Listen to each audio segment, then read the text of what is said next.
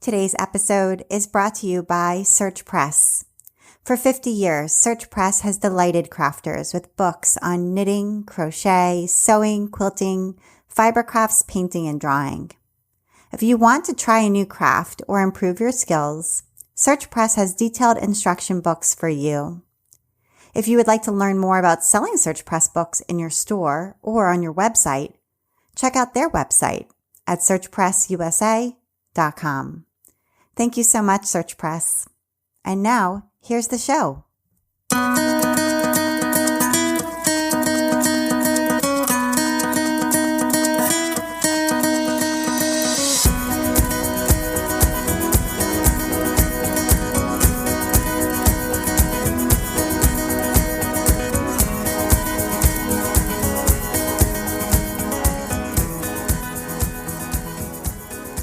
Welcome to episode 177 of the Craft Industry Alliance podcast. I'm Abby Glassenberg. Craft Industry Alliance is a community for craft professionals where you can strengthen your creative business, stay up to date on industry news, and build connections within our supportive trade association. Check it out at craftindustyalliance.org. Today on the show, we are talking about building a career as a textile artist and creativity coach with my guest, Clara Nartey. Clara's textile artwork has been widely exhibited in solo and group shows in museums across the United States. Her work is held in both private and corporate collections.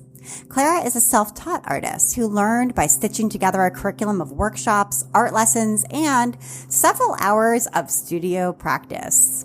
She's an artist, an educator, and the creator of the Clara Nartey Blog, a top 20 fiber art blog. She holds a bachelor's degree in computer science, statistics, and a master's degree in business administration. Clara is known for her heart-centered teaching and her ability to unlock people's undiscovered creative potential, which leaves her clients with confidence. Clara believes in equipping creative people with skills which go beyond techniques. She's the creator of training programs like Clarity to Create, which teaches you to get into the right mindset for creative excellence, and Innovate to Create, which teaches you to build systems so that you can enjoy creative and financial freedom. Clara Nartey, welcome. Thank you, Abby. I'm glad to be here. And I'm so excited to talk with you. And I know that you were born and raised in Ghana. Is that right? That's correct. So, tell us a little bit about your childhood there and what that was like. Well, I was born and raised in Ghana. I grew up with two sisters. We had three girls. So I grew up with two girls in the house, and my dad was the only male in the family. And growing up in that culture, men or boys were valued more than girls. And so naturally, my dad wanted to have a boy first. And he didn't get a boy first, he got me. He got me, but I understand that he was so excited when I was born that he forgot that he wanted a boy. And so he named me. My middle name actually means that she's good, just the way she is. And he was just besides himself. But he didn't get a boy initially. He remarried and got a boy later. But in his first marriage, he didn't get a boy. So we're three girls, and he raised us to be three strong women. And he always told us that you can do whatever a boy can do. So that's how I was raised. Oh, I love that. And were your family creative growing up? Did you do artwork as a child? I wouldn't say that my family was necessarily creative. My dad is an engineer. He's a computer engineer, and so he's technical. hands-on kind of person. And my mom sewed, and she worked in public in a public organization. But when she had us, she started having babies. She stopped working outside the house and stayed with us at home. And she sewed. But when I was old enough to remember, she wasn't sewing. I remember her sewing when I was maybe 3-4 years old. But when I was old enough to remember, she wasn't sewing. The only thing I remember about her sewing was that she made pretty dresses for us for school. And the other thing I remember about her sewing is that one day she was sewing and she had her fabrics on the sewing table and her scissors was underneath the fabric. And those days they used these very heavy metal scissors. I remember exactly, black with black handles and silver edges. And it was under the fabrics, and she was looking for it, couldn't find it, and she pulled some fabrics, and the scissors fell right onto her foot, and she ended up in the hospital. It was a big to-do, and that's my memory of my mom sewing. But she wasn't really sewing when I was growing up, so yeah. That's funny. Wow. Okay. Interesting. So funny the memories that stick in our heads when we're, from when we're little. Okay. And so what brought you to the United States? Did you come here for school or did you come here after school? It was two things. I came here for family. My husband's father was here and he was ill and aging at the time. So it was a family reason that we came here. And then I went to school at the same time to do my master's. So those were the two reasons that brought us here. Okay. The initial reason was to come care for his aging dad. Okay, I see. All right. And you studied computers and business. Mm-hmm. And what kind of job did you get after school? Well, after school, I worked in consulting. I did management consulting, information technology. So what I did was working with systems mostly. I would go into organizations and assess the systems that they had and see where the gaps were. And my organization would recommend and install systems for them. And I used to train people, the employees, how to use the new systems or even the old systems that they had and they were not using well. So I did more of consulting, going in and trying to see what needed to be put in or what they already had. I did audits, information system audits, to see what they needed to beef up to meet the goals that the organization had. So that was what I did. Okay. And I'm wondering if, thinking back now to that experience, if there are things that you learned from that time period. Obviously, it's quite different from what you're doing now, but that you carried forward into what you're doing now as far as maybe teaching or other aspects that you think about and you're like, oh, I still do that, or I learned from that time. It's interesting that you ask that question because for a long while, I didn't see any connection between what I'm doing right now and what I did then. But just recently, maybe even less than a month ago, I just started seeing the connection between teaching, between systems, working with systems, and now being able to develop my own creative practice, the way I grow in my skills, my creative skills, the way I focus on particular things that I want to improve and not just repeat the same practice. You go into your studio and just keep doing the same thing over and over again.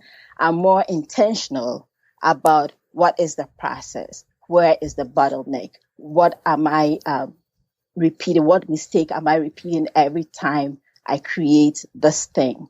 And then focusing on just that, that's a bottleneck or that's problem, and then working solely to improve just that little thing in the process. So now I see where the connection is, and also I see that I am more process focused in a way that it's not it's not really an artistic kind of way of thinking, because there's this thought that artists are not used to sticking to a structure.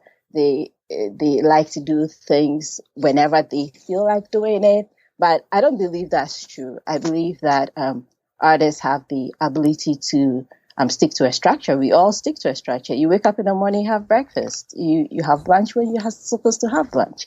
So we are used to structure already. But I think that we buy into that myth because it's the dominant thought that if you're a creative person, you do things whenever you feel like doing it. If you don't feel like creating, you don't create it. When you feel like it, you do it. And I don't believe that's true. And if you look at the lives of successful creatives, you see that they have routines, they have rituals, they wake up in the morning, they are going to have a cup of coffee every morning, So I see that systems approach working in my creative life. And I think that if you have that balance, it's easier for you to develop your skills faster than if you're just doing it whenever you feel like doing it. And how were you first exposed to textile art? It doesn't sound, your mother sewed, but she sewed dresses and more practical, garments and things like that. It sounds like for your family, which is quite different from the things that you're making now. And so I'm wondering, did you go to an exhibit, or did a friend show you, or did you come across a book, or how did this come about that you got exposed to textile art and thought, that's what I want to make? That's a funny story. I used to work with this big consultant firm. At the time, it was called one of the Big Six. And that was my dream. I worked with another consulting firm that was one of the Big Six. And then after graduation from business school, I got a job with a second Big Six organization, and I was excited about that. But the organization got into trouble because of that Enron problem. And so that organization went bust, and I lost my job. So when I lost my job, I was home. I didn't know what to do. And I felt like this life that I had built for myself, this career that I had worked at all my life was just gone. And it was a really tough time for me. I was in a very dark place. So, backing up, when I was in college, because I'd always loved to do things. I tell people that my superpower is organization or making things pretty. I like to make things pretty, and I've always liked to make things pretty. And I think that that skill of making things pretty is actually a super skill of being organized. All right. So I think that it comes down from trying to put things in order. Okay. So when I was in college in Ghana, a friend of mine and I got together and we made jewelry. We made custom jewelry pieces, which were really, even if I say so myself, which were really interesting and different from the traditional jewelry at the time. And we started a business, and we what were they made out of? What kind of materials? They were made out of glass beads and some other metals and stuff. And we got the equipment. We just learned it by ourselves. And we had this, we started a business, we had a label and all of that. But after college, everybody wanted to pursue a career, and we just let it go. All right. because we had grown up with this idea that you cannot survive financially on a creative endeavor. So when we're done with college, we got our jobs, everybody wanted to pursue a stable and career. So we just let it go. All right. So I had that doing things with my hands in me already. So when I lost that job and I was home for a long while, I started thinking that I wanted to do something with my hands. I wanted to do something for myself. So I got myself a heat press. I got myself a heat press and I started embellishing T-shirts. I started making banners and all kinds of stuff. And then a family friend who had heard that I was doing this kind of work came to me and said, could you make me 100 pieces of handkerchiefs embellished with some wording that he wanted to give out as party favors at an event that he was going to have. And at that point, I knew that the heat press was not the best technique to use for that. And I knew that what he was asking for was monogramming. And that, but then I didn't have a sewing machine. I've never owned a sewing machine. I never owned a sewing machine. So what I did was I went online, researched it. How much does it cost to do monogramming? And I gave him an invoice. And I told him that that's how much it's going to cost to do 100 pieces of handkerchiefs for you. And he was game. He paid me upfront. My mom gave me a gift. I added it to it. And I got myself my first sewing machine. I did the job, delivered it. He was extremely happy with it. But then after that, I had a sewing machine that I didn't know what to do with. So that's how I started looking into what can I do with a sewing machine apart from making clothes and mending stuff, because I didn't want to do that. And so I was on the internet, I was on YouTube, I was on Pinterest, and that's how I discovered textile art. Oh, wow. That's so fascinating. So, when you were looking around at possible projects, was there a particular website or artist whose work inspired you? I'm wondering what you found first, or whose work you found that piqued your interest to start. I mean, what you ended up really making were quilts, you know, in a way, and they're quilts basically. And so whose work sort of made you think quilts?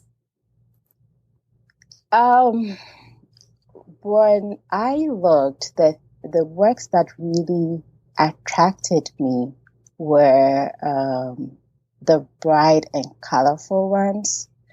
And I didn't know what a quilt was because I grew up in a warm tropic country. So I didn't really have a sense of quilting. So I didn't see them as quilts. I saw them as art. I saw them as beautiful pieces of artwork that I could do with my sewing machine. And it's funny, when I was home and I had access to a sewing machine, the one thing I remember doing was actually a quilt, now that I know what a quilt is. But it was a patchwork of leftover fabrics that I had put together to make a bedspread or a bed covering. All right. But it didn't have that, what you call a real quilt now. So when I saw them, I didn't see them as quilts because I didn't have a quilting background to identify that this is a form of doing craft or anything. I just saw them as beautiful colors, an explosion of colors put together, and I saw them as art. And I think that is one of the reasons why my work is so colorful, because I see it as a combination of colors. I don't see it as a bed something you use for a bed, right? And I remember that I love Carol Fowler Gentry's work. And the way it was full of color, the way she puts the variation of color, the way the colors move from one gradation to the other, I really loved it. And it looked like art to me. And I remember that years after I had started in this line of work, I actually sent her an email to say thank you, and that I saw your work and your work inspired me. And she had this piece that had black birds in it. I remember that piece very well. And when I was thinking about getting into textile art, I said to myself that if I can't do work that is as beautiful as her work, I don't want to do it. Because I don't want to do substandard. I want to do something that is, it's really excellent. And I remember that when I had that thought in the night, the following morning, I woke up, and as I went out of the house, I saw this flock of blackbirds in the sky. And I was like, I got to do this. This is me. This is what I have to do. I have to do textile art. So Wow. that's how, and I sent her an email and I said, thank you. And I told her the story that I'm telling you right now. And this is the first time I've said it publicly. Wow. I sent her an email and told her that story. That's beautiful. Yeah, So it was a sign. Yeah.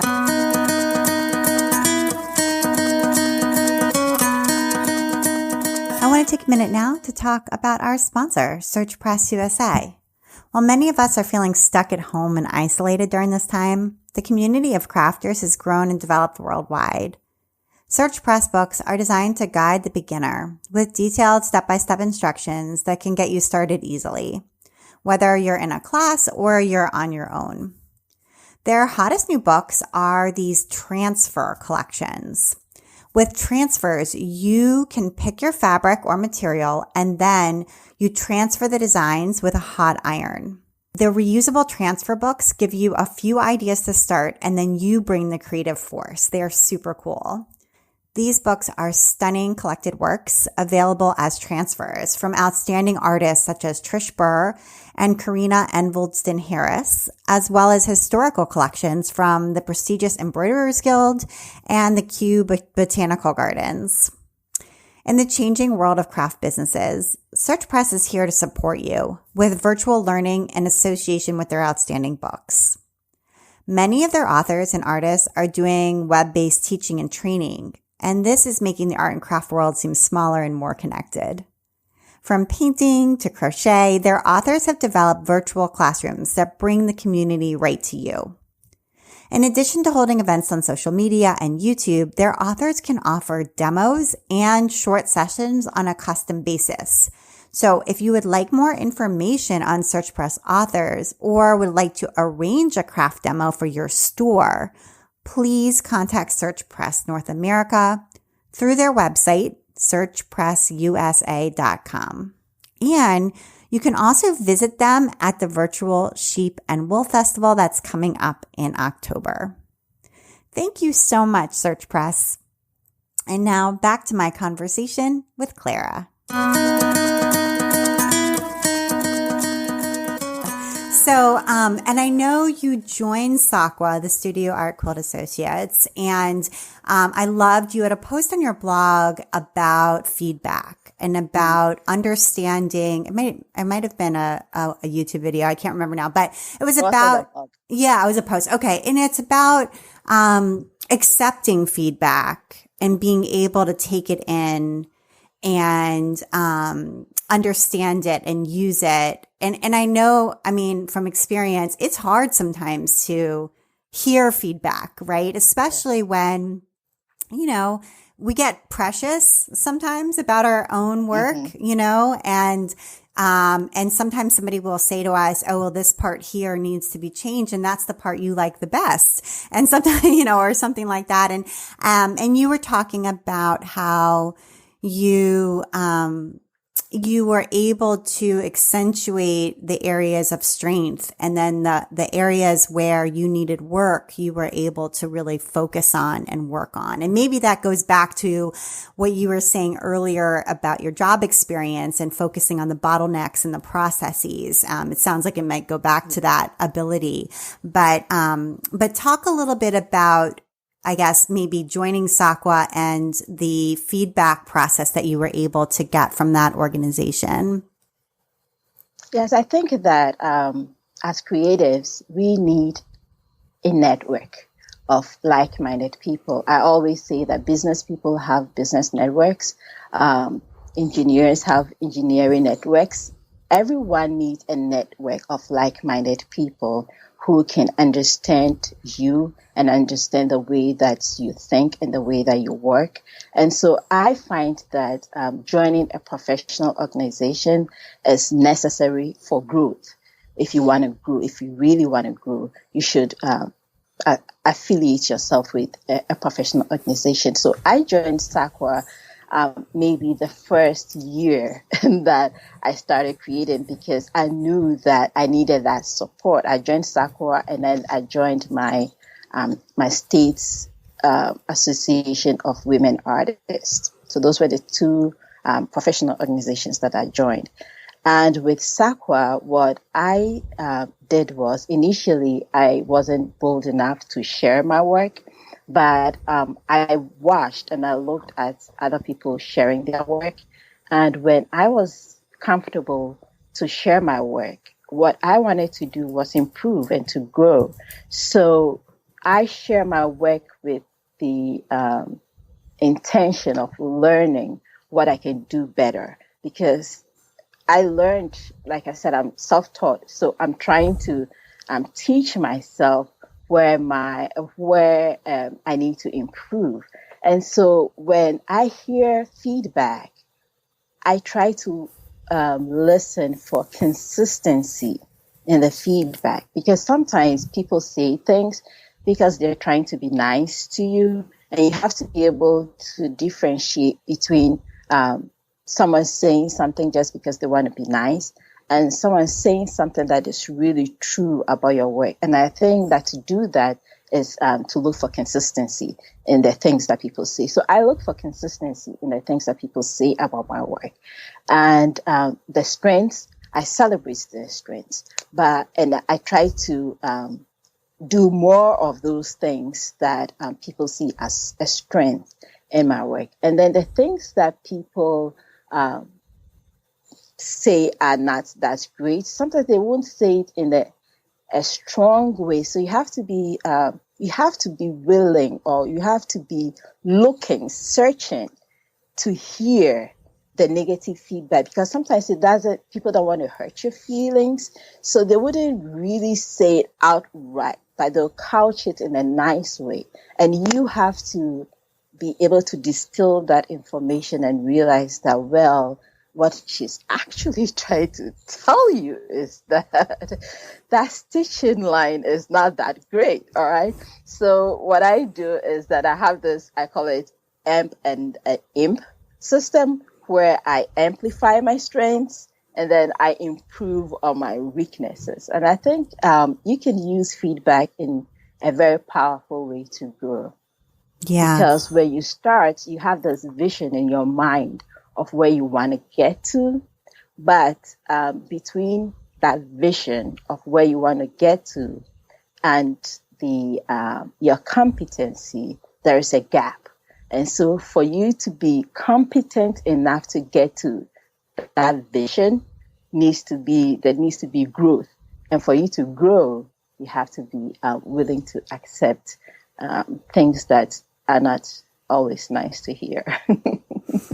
And I feel like your work really took off maybe when you started creating portraits. Yeah, you're right. And I just think your portraits are incredible. And I wondered if you could first explain a little bit about the process, because it looks to me like you're drawing them digitally, maybe on a tablet or something like that. And is it are you using Procreate? Are you using a different program? So sort of talk about that first. And then are they printed on fabric, and how are you getting that piece done? If you don't mind explaining how that's done. And then the strength, which is what you were talking about, amplifying your strength, is really in the stitching, and using that surface pattern of stitching on top to create design. So anyway, if you can talk a little bit about your process, I think it's so fascinating. Yeah, so I started by, I always felt like doing portraits was the ultimate goal for me, but I didn't have the skill to do portraits, and so I usually challenge myself to do things. So I'll have like a 3-month challenge to do something, or a 52-week challenge to do something. And I started by keeping a sketchbook, so that I had the small sketchbook with me. And I always tell my blog readers that wherever I go and I have a few minutes, I pull the sketchbook out and I sit and I start drawing. I go to my kids' games and I'm drawing. I'm waiting in their car to pick somebody up. I'm drawing. Whatever time I get, because it's hard to actually carve out time and say that this is my drawing time. So I use whatever time I get. But what I realized was that after a while, I wanted to draw bigger.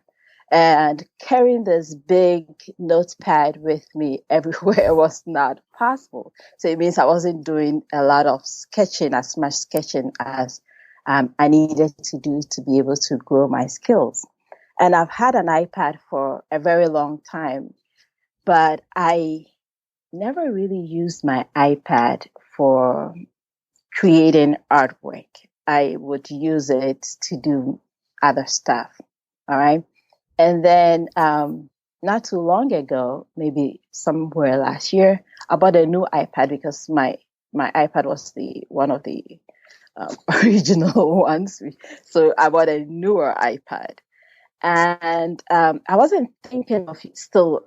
I still didn't think of it as using it to create artwork. I thought maybe I would sketch sometimes in it, but even that I wasn't doing until my daughter got me an Apple Pencil. And what happened was that I had gone, like I said, I sketch wherever I get a chance to sketch. So I had gone to the Apple store with my son to fix his computer, his laptop, and I was sketching in a book. And these Apple reps came around watching me sketch, and they were all like very excited about it. And then one of these guys said to me, "You should actually get an Apple Pencil." So he went with me while we were waiting for my son to be attended to. He went to me and did a whole demo for me on how to use an Apple Pencil to draw. And I sketched there in the store, right? But I was thinking, oh, he's a sales guy. He just wants me to buy an Apple Pencil, So I didn't really think about it. But my daughter got me an Apple Pencil later on. And when she did, it just opened a whole new world to me. Now, I didn't have to carry a large sketchbook with me wherever I went. And I found out that I was sketching more. I was doing more practice with my iPad. And so I started trying portraits. I started becoming good. I spent a lot of time learning how to sketch the eye. And I spent a lot of time learning how to sketch the other facial features. But I didn't feel like I was good enough to put the eye, the nose, the lips together to create a good looking face. But one day I was sketching and somebody saw it on the iPad, and the guy was like, "If you put that on canvas, I'll buy it." And so that's when the idea came to me that what you're doing is good on another substrate. I didn't think about it, I hadn't made that connection between, I was just playing on my iPad. I hadn't made that connection between what I was doing on the iPad as a finished piece of artwork. And he made that connection for me. So what I do right now is I sketch my drawings on my iPad using Procreate. And then I create the patterns in a different app. I use, I go into Adobe Illustrator to make patterns for the clothes. So it's like a 2-step process. I draw the person, the skin tones, and then I go into Illustrator to create patterns for their clothing and then come and put the clothing back on them. And then I send it out to be commercially printed on fabric and wait for it to come back to me. And when it comes back to me, that's when I'd add texture to it using my sewing machine.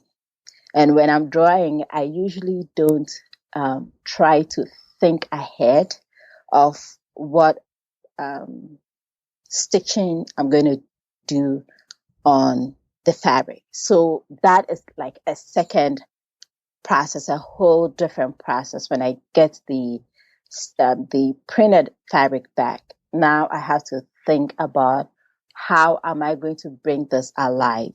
How am I going to add details to it? How sometimes I have to add fabric collage to it. Like I have to change certain things that I did in the drawing that I don't like anymore, or I think I can improve. So that is a separate process. So I'm creating the art, which can be printed onto anything really.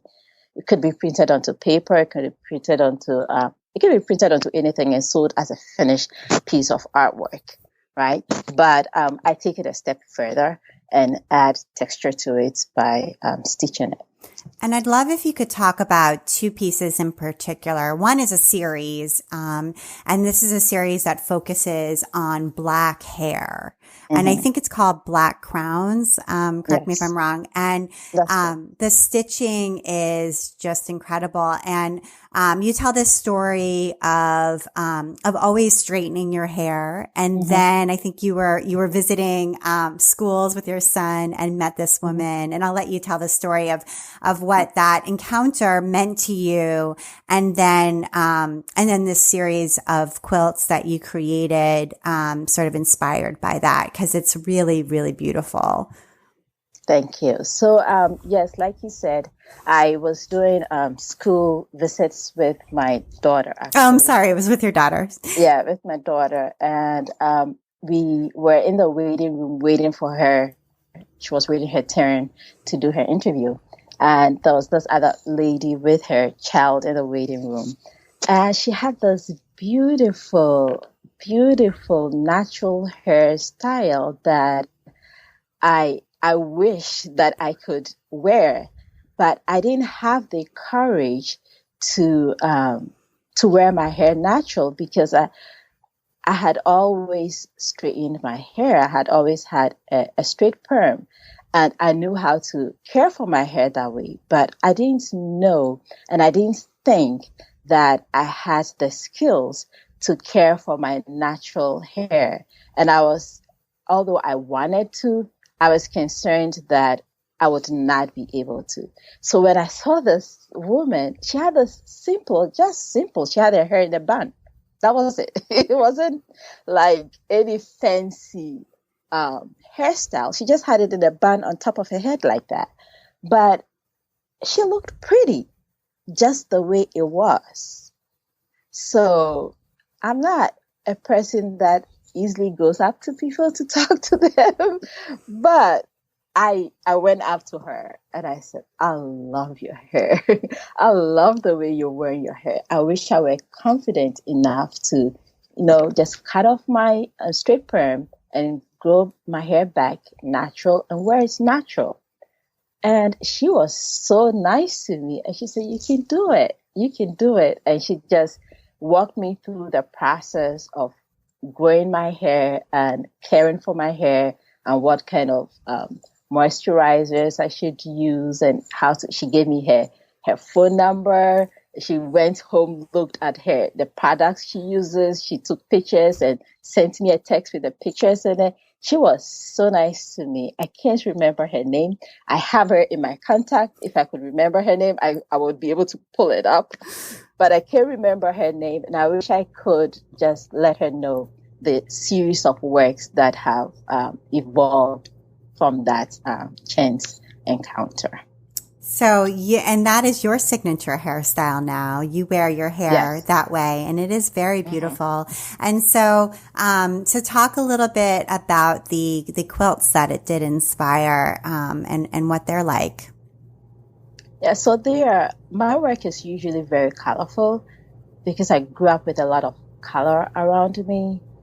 So, these series of works are all very, very colorful, but, what the inspiration behind them is wanting to understand how my ancestors who were brought in here from Africa and came in to the United States, what their journey was and how they learned to groom their hair in a foreign country where they didn't have the skills, the things that they were used to using, the combs, the creams, the moisturizers. I feel like the same way that they must have felt, that not knowing how to care for your hair. And how was that feeling? How did they grow? How did they evolve?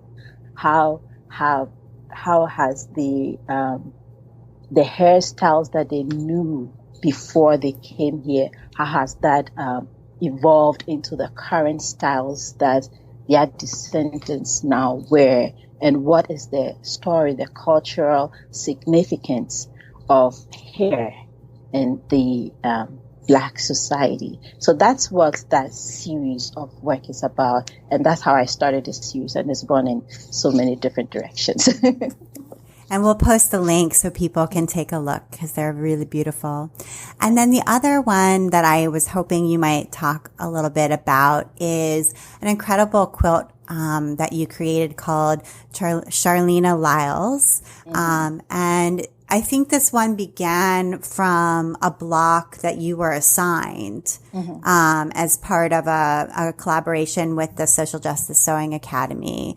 And it grew into this piece that is now going to be, or is part of a show at the Textile Center in Minnesota. And it is just incredible and incredibly moving. So I wondered if you would talk about that one as well. Yeah, so like you said, that started as just contributing a blog. I think the blog was a 12 by 12, a small block of work. And the story is about this young woman who has mental issues or had mental issues. And she had called the police to report a burglary that she thought had occurred in her apartment. And when the police came, somehow during that interaction, they said she pulled out a knife or a pair of scissors, something. She had something on her, and they shot her. They shot her 7 times. She had little kids in the apartment, and she was killed right there in the apartment. And when I read that story, when I signed up for the codes block, all they gave me was the name and I think the city and her age. That was it. And I had to go research and find out what the story was. And as I kept researching and reading and watching the videos, it just, even till today, talking about it gives me chills. It just broke my heart.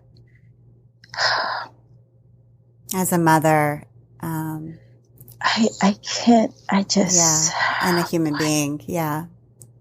Those kids, I just think about those kids, the gunshots ringing in their mind for years, for the rest of their lives. No. Yes, that was and is still a difficult subject for me to talk about. And the fact that she had mental issues and these kids, the trauma that these kids experience because of the death of their mother and how that is going to affect the rest of their lives. it's just beyond my mind. Yeah. I can't I can put it together. So I did a blog for Social Justice Sewing Academy, but after spending so much time with Charlene, I just couldn't let her go. I needed to create a full portrait of her. So I did create a full portrait of Charlene. And when I did, it just so happens that I saw this call for entry Yeah. for this other show. It just happened around the same time. And I had it when I saw it. I hadn't even received the fabric back from printing. And I didn't think that I had enough time to get it back and finish it and put it in. But I knew that it was the right show for this piece of work. And I had to put it into that show. So I stayed up late nights. Sometimes I work like 11 hours. It's crazy. Wow. But I did finish that piece. I got it into the show, and I'm happy to. It's incredible. It's incredible. I mean, it was truly a work of your inspiration and dedication, clearly, because it is really a beautiful, I mean, it's a beautiful piece, and I would encourage everybody to see it and a tribute to her life.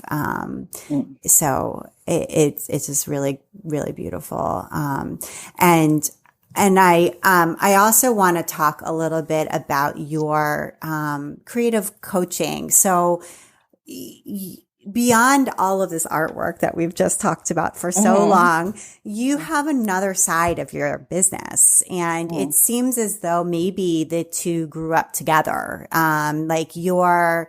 You almost describe your artistic work as like a laboratory or a place where you are trying out becoming an artist, and at the same time, you write to your readers and talk to them and explain to them how you're learning alongside them and helping them to become more creative themselves. And you've created courses and ebooks and things to help other people tap into their creativity, which you found sort of midlife, you know.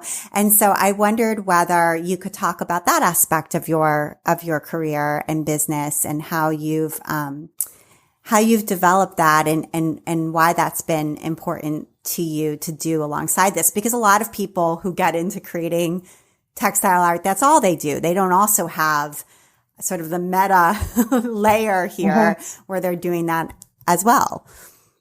Yes, I'll say the main reason is that when I started showing my work, I would get a lot of people come up to me and say, "You are so talented. I could never do this."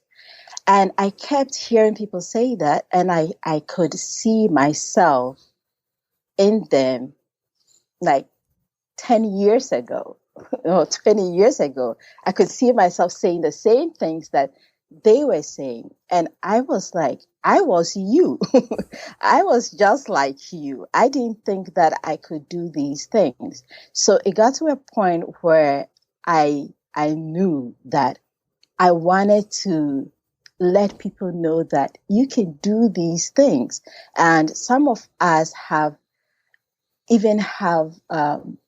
ideas that we are able to do these things, but we are not confident enough, or we haven't been encouraged, or the society, because of the society in which we live in and the way we look at creativity as a side thing, like a hobby that you do, and it cannot be the main thing that you do. There's all this mindset thing that comes with being a creative. And there are lots of creative people walking around today who could do more with their creative skills if only somebody would sit them down and say, "Hey, listen to me, develop the skill that you have, and you'll be so happy that you did. It will bring you so much joy." And that is what I do with coaching. I feel like when I discovered my creative skills, it was almost like I was scared. I was like, "Oh my gosh, there's so many people out there who have these skills, and they have no idea. Just like I had no idea, they have no idea. And I feel like I have to go out there and tell people that you can do this. You can do this. If you really want to, you just need someone to help you through the process, and you can do it. So that's what my coaching is about. And then I got to a point where I realized that you can get people to realize what their potential is, but people need to live, right? People need to be able to take care of the stuff that they need to take care of. And if they are going to spend so much time developing their creative skills and taking time away from other stuff in their life, they have to find a way to make this pay for itself. So there's a financial decision that has to be made concerning and developing your skills beyond the hobby level. And you can't just tell people that develop your skills. You have to show them how that will work for them. And I get people coming to me all the time and saying, if I could only pay for my supplies, if I could just find a way of paying for my supplies. All right. So it evolved from just showing people that, hey, you have potential, develop your creative skills, to you have potential, develop your creative skills. And if you really want this to be the main thing that you do, this is how to do it. Put in systems and other things that will support you to be able to make this a lifestyle. So that's what my coaching is all about. I know there's a lot of workshops on techniques and stuff. So I feel like my tribe, my group of people get that to be able to develop that part of their creative life. And I feel like this is the part where I can help them make it a whole, complete creative life. And you're very good at blogging. And, there's a lot of people out there who have a blog, or they start a blog and they don't keep their blog up. They last updated it 7 months ago, and it's kind of stale, or they just find blogging to be overwhelming. And you write, you start your posts with Dear Creative Friend, and you get a lot of comments. People will argue now, nobody comments on blogs anymore, but you've got, 12 comments on this post, and many, you're consistently getting comments from your community. You respond to your comments. And so, your blog is alive and well. And I wondered whether you could talk a little bit about how you do that, and tips you might have for those out there who are aspiring to be better bloggers. I think that blogging is consistency. If you are consistent, you would get into a groove. And I think it's not only blogging, even creating. If you are consistent, you get into a groove, and you feel like you are missing something if you don't do it. And I feel like if you want to blog and do it for a long time, you have to be authentic. Because if you try to be something in your blog, after a while, you can't do it anymore because it's not you. So use your natural voice. Say the things that are important to you. Say the things that are going on a daily basis in your life, but not about you. Because I see that a lot of people struggle with blogging because they want to talk about just the things that are important to them, but doesn't have an appeal to an audience. All right. If you start that way, you talk about just what you eating, what your pets are doing, and it doesn't have an appeal beyond you, then nobody will be interested in it. But think about what you're going through and how it applies to somebody else's life and how it can help somebody else. And that would be a good way to blog. And also be consistent. Put out like a timetable for yourself. If you can do it once every 2 weeks, then do once every 2 weeks. If you can do once a month, do once a month and be consistent with it. When I started blogging, I couldn't write 300 words. I couldn't write 300 words per a post. And I had this app on my blog that said the minimum I should write was 300. And I struggled to write 300 words. And when I got to 300 words, I was like, yay! And now I write more than 1,000 words, and I'm trying to cut it down to make it shorter and easier for my readers to read. So it's just a process. If you just stick in there for as long as you can, it becomes part of you. And what I do is I write ideas out on my phone. I'm going about my day and something happens. I'm like, oh, I want to tell my creative friends about this. And so I write it out. So I have a list of blog topics on my notepad in my phone. So when I go sit down, sometimes I used to do just the titles, but then if I have a long list of titles and I go back and I start from the top of the title list, sometimes I can't get the words because then I have probably forgotten exactly what prompted that topic. So now what I do is I write a gist of what I'm thinking about when that topic came to mind. So maybe I write a paragraph or so, just enough for me to be able to go off of it when I sit down to write. And I think that those are the things that have helped me. Those are the things that, and then you listen, like feedback. I always say feedback. You listen and watch the things that people are interested in. If people are not interested in those kind of topics, then I stop writing about those, and I do more of the ones that get communication on. You get responses on. And I also write a newsletter, and my newsletter is very private. I write like. I used to have a pen pal when I was growing up. I write my newsletters like I'm writing to my pen pal. It's very private. I tell my newsletter readers what I'm struggling with, what's going on in my house with my family, and then I introduce them to the blog post for the week, and then I ask them to go read that. So the blog is like public, and the newsletter is my private communication with my creative friends. And do you find that the newsletter is driving traffic to the blog posts? It does. It does. And my newsletter readers sometimes don't comment on the blogs, which is not great. They actually hit reply. But they have that relationship with you anyway. Yeah. So it's okay. Yeah. They would rather reply and talk to me through email, but that's okay. Yeah, either way, it's okay. Yeah.